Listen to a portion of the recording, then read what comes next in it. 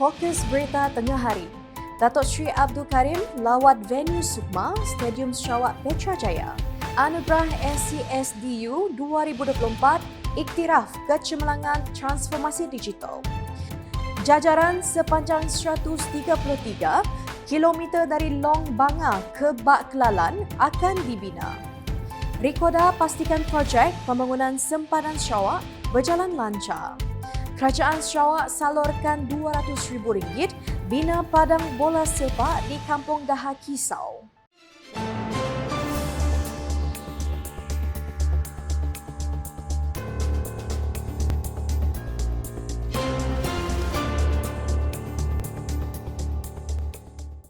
Salam sejahtera dan salam Sarawak Maju Makmur bersama saya Dorina Banci.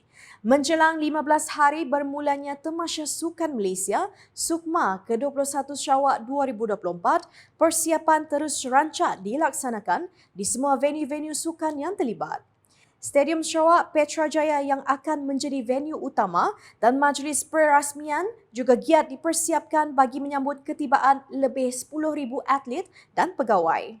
Bagi memastikan kelancaran persiapan, Menteri Belia Sukan dan Pembangunan Usahawan Sarawak, Datuk Sri Abdul Karim Rahman Hamzah telah mengadakan lawatan ke venue tersebut pada petang Khamis. Turut mengiringi beliau ialah Timbalan Setiausaha Kerajaan Sarawak, operasi merangkap Ketua Pegawai Eksekutif CEO Sekretariat Sukma ke-21 Sarawak, Datuk Hee Changki, CEO Perbadanan Sukan Sarawak, Awang Putra Yusri, Awang Rizwan, CEO Majlis Seni Sarawak, Dayang Mariana, Abang Bol Hassan, serta wakil-wakil dari jawatan kuasa kerja yang terlibat. Datuk Sri Abdul Karim meluangkan kira-kira sejam meninjau kemudahan-kemudahan yang sedia ada dan sedang dipertingkatkan di Stadium Sarawak. Untuk rekod, Stadium Sarawak akan menjadi venue bagi acara olahraga dan majlis perasmian Sukma ke-21 Sarawak 2024. Lawatan itu juga bagi memastikan pelaksanaan acara sukan dan majlis perasmian nanti berjalan dengan lancar. Selain venue tersebut, Sarawak sebagai tuan rumah akan terus memantau tahap keselamatan di setiap venue di semua 9 bahagian negeri bagi memastikan keselamatan atlet sentiasa terjamin dan tidak menjejaskan imej Sukma kali ini. Anugerah Unit Digitalisasi Perkhidmatan Awam Sarawak SCSDU 2024 mengiktiraf pencapaian cemerlang dan sumbangan agensi-agensi kerajaan negeri ini dalam memajukan inisiatif transformasi digital Kerajaan Sarawak. Setiausaha Kerajaan Sarawak, Datuk Amar Muhammad Abu Bakar Mazuki telah menyempurnakan penyampaian anugerah tersebut kepada para penerima dalam sesi Ketua-Ketua Jabatan Perkhidmatan Awam Sarawak bersama Yang Berhormat Datuk Amar Setiausaha Kerajaan Sarawak di Kuching pada Khamis. Pada tahun ini, SCSDU melaksanakan program pengkatalogan data SCS yang menyasarkan semua 12 kementerian dan 52 agensi melibatkan lebih daripada 170 peserta. Anugerah Agensi Terbaik Pengkatalogan Data 2024 dianugerahkan kepada Kementerian Pendidikan Inovasi dan Pembangunan Bakat Sarawak (MEITD), Kementerian Pengangkutan Sarawak (MOTS), Institut Penyelidikan Gambut Tropika Sarawak (SHOPI), Pusat Biodiversity Sarawak (SBC) dan Lembaga Sumber Asli dan Alam Sekitar NREB. 5 agensi terbaik ini dipilih berdasarkan kualiti output, katalog data mereka, penyertaan aktif dan kepimpinan berkualiti. Sementara itu, Anugerah Ketua Pegawai Maklumat CIO Terbaik 2024 dianugerahkan kepada Anwarul Azizi Adeni dan Melvin Michelle Nathan dari Jabatan Bekalan Air Luar Bandar Sarawak, JBAB, Staunton Morse Jerry Rumpang dan Hadijah Jahar dari Jabatan Pertanian Sarawak DOA, Muhammad Fadzil Aizat Badjuri dari Suruhanjaya Perkhidmatan Awam Sarawak dan Zul Izzat Julaihi dari Jabatan Kerja Raya JKR. Selain itu, Anugerah Webmaster Terbaik 2024 mengiktiraf usaha dan sumbangan cemerlang webmaster dalam meningkatkan laman web agensi kerajaan dalam 3 kategori iaitu Perkhidmatan Awam Sarawak, Badan Berkanun dan Majlis Tempatan. Anugerah tersebut dianugerahkan kepada Muhammad Zamri Paidin dari Unit Komunikasi Awam Sarawak UKAS, Mustafa Hashim dari Majlis Perbandaran Padawan MPP dan Muhammad Rudi Tukirin dari NREB.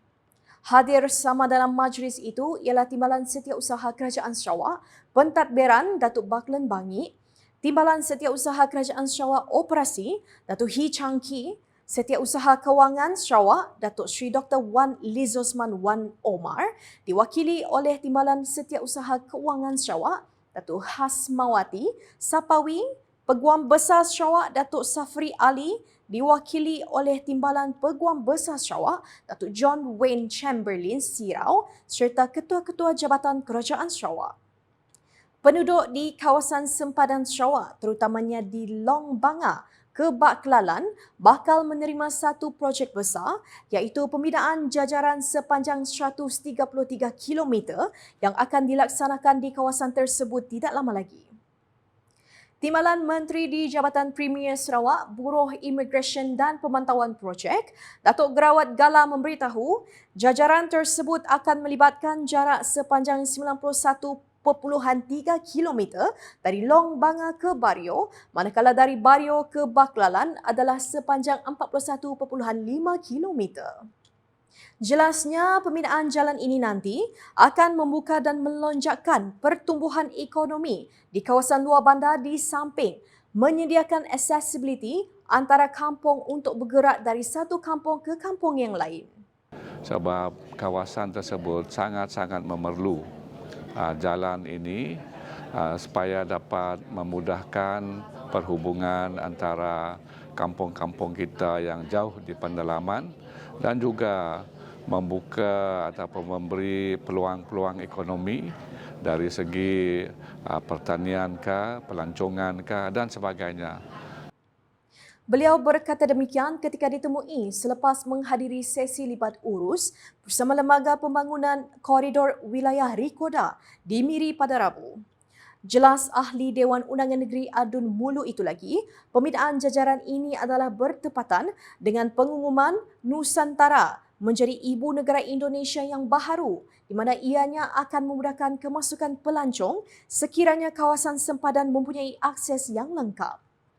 Sementara itu, Ahli Parlimen Lawas Datuk Henry Sum Agong turut senada di mana pembukaan jajaran ini merupakan perkara asas yang perlu dilakukan oleh kerajaan sebelum memperkenalkan sektor ekonomi yang berpotensi untuk dibangunkan di kawasan berkenaan. Kalau kita bercakap tentang ekonomi ini, dia bermula daripada asas seperti ini.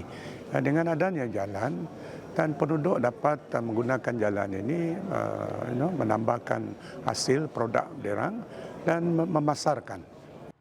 Sementara itu, Lembaga Pembangunan Koridor Wilayah Rikoda memberi jaminan untuk memastikan projek pembangunan di sempadan Sarawak berjalan dengan lancar. Sehubungan itu, Rikoda telah menganjurkan satu sesi libat urus bersama para pemegang taruh untuk pembangunan projek sempadan Sarawak iaitu projek dari Long Banga ke Bario dan seterusnya ke Baklalan. Sesi tersebut diadakan bagi mendapatkan input dan maklum balas berhubung cadangan jajaran jalan yang akan dibangunkan kelak agar semua aspek dinilai dan diambil kira. Dalam sesi libat urus tersebut, Ketua Pegawai Eksekutif Rikoda, Datuk Ismawi Ismuni, memberitahu sesi perkongsian input itu penting kerana ia bukan sahaja membolehkan Rikoda menyusun jajaran-jajaran jalan yang dapat memberi impak positif. Jelas beliau, paling penting ialah aspek keselamatan yang perlu dititik beratkan di kawasan sempadan Sarawak dan Kalimantan Indonesia. Menurut beliau, projek ini kelak bukan sahaja akan memberi manfaat dan keselesaan buat penduduk tempatan di samping mengurangkan masa perjalanan, bahkan juga menyediakan jalan akses yang lebih baik ke fasiliti-fasiliti kerajaan di luar bandar seperti pos kawalan sempadan, pusat servis luar bandar, klinik kesihatan dan pejabat-pejabat kerajaan. Untuk rekod, cadangan jajaran jalan dari Long Banga ke Bario adalah sepanjang 91.3 km, manakala dari Bario ke Baklalan adalah sepanjang 41.5 km dengan jarak keseluruhan jumlah panjang jalan dari Long Banga ke Baklalan adalah kira-kira sepanjang 133 km. Kerajaan Sarawak telah menyalurkan dana sebanyak RM200,000 untuk membina satu padang bola sepak di Kampung Dahakisau. Ahli Dewan Undangan Negeri Terbeduk, Dr. Simon Sinang Bada memberitahu belia di kampung berkenaan sudah lama mengimpikan untuk memiliki padang bola sepak mereka sendiri dan akhirnya pada tahun ini ditunaikan oleh Kerajaan Sarawak. Dr. Simon percaya dengan adanya padang bola sepak ini nanti akan mampu menyediakan kemudahan untuk para belia mengadakan pelbagai aktiviti sukan selain bermain bola sepak pada setiap petang. Menjelas lanjut mengenai dana yang diberikan, beliau memberitahu bahawa dana RM200,000 ini akan meliputi skop kerja membina padang di samping, membina jalan berturap dan pembuntung memandangkan ianya merentasi anak sungai. Difahamkan projek ini akan memakan masa selama 5 bulan untuk disiapkan.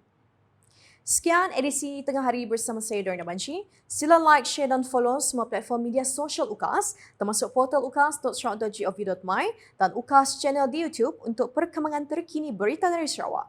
Tinggal 15 hari lagi sebelum Sukma ke-21 Sarawak 2024 menyingkapkan tirainya. Ayo sama-sama kita meriahkan tamasya itu nanti. #Saluran Informasi Rakyat Salam UKAS.